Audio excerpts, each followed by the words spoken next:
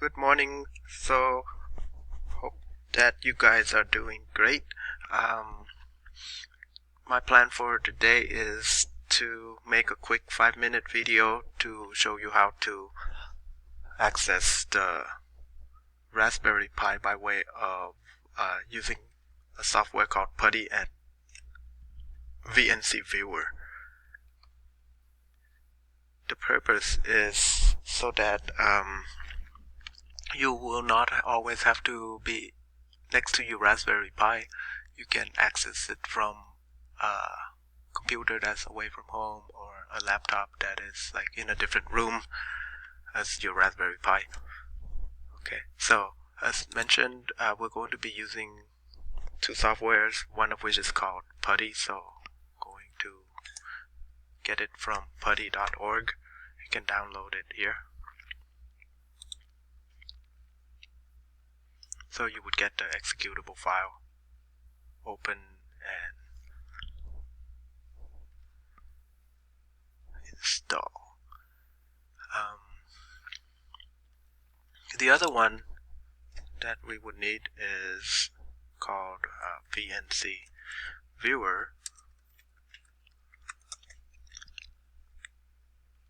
If you remember correctly, it used to be called Type VNC, or it looks like it still is, but this might be a better option. Okay, it's pretty straightforward and easy to use. So you would download the VNC Viewer, save and open the software.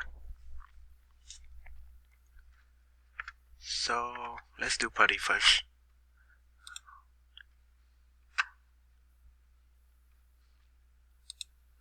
What you need to, in order to access the Pi, is of course the IP address. And once we get in, I can show you how to find the IP address of your Raspberry Pi. If you are unable to get into the Pi yet, you can use IP scanner. There's many free options that you can download, and just most of them you click start or search, and then it would show you all the devices that are connected to your network. So as mentioned, I went ahead and found my IP address of the Raspberry Pi. So I'm going to type that in and click open. Leave the port at 22. Leave all the default settings alone. So I would log into the Pi.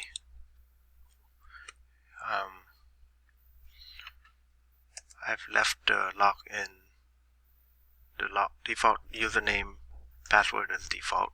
Okay, so we'll just go ahead and type those in. For the password, it doesn't show up, but you just type it in anyway.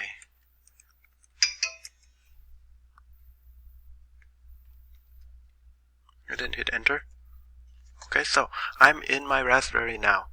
So this would be the terminal. Okay, if this is as far as you need to go, then that's great. Now if you prefer to use the virtual desktop, that's where VNC Viewer would come in. So we would need to set up a server, and you can do that by typing in VNC server. Okay, and colon, and pick a number between 1 and 10. Okay, so I'll choose 4.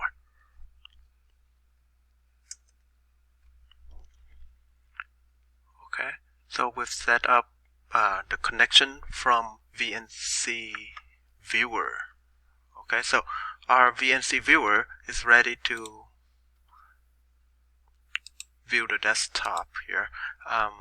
So when you open up the software, please type in the IP address, followed by the colon and then your number, okay, that you use to set up the server. So mine was 4, so I'll type that in. The trick is there is no spaces here between the end of your IP address and the colon and then your number.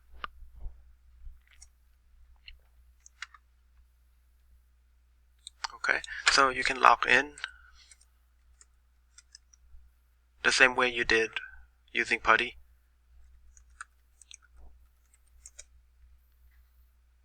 Oftentimes the password, the default password for the Raspberry Pi is Raspberry, okay, and the username is Pi. So we're connected to the virtual desktop now. You can have, I would recommend like no more than 3 users connected at one time, so that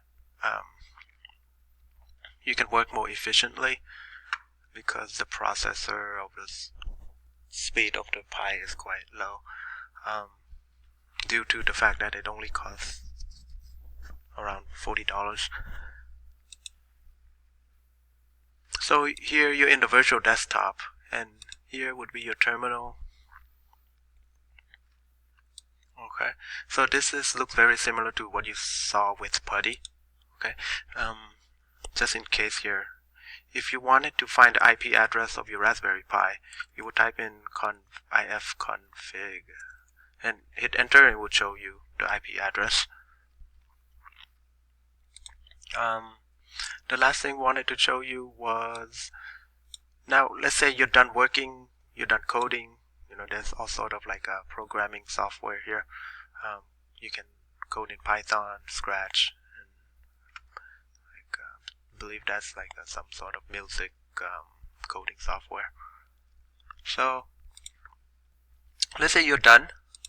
You want to terminate your server either from the VNC Viewer or from Putty, and you can do that by opening up the terminal and killing the server by typing in VNC server -kill. Okay, so there's a space between VNC server and -kill, and then space, colon, and then your number. Okay, the number that you chose between 1 and 10, and then hit enter, and this would shut down everything to everything. Okay.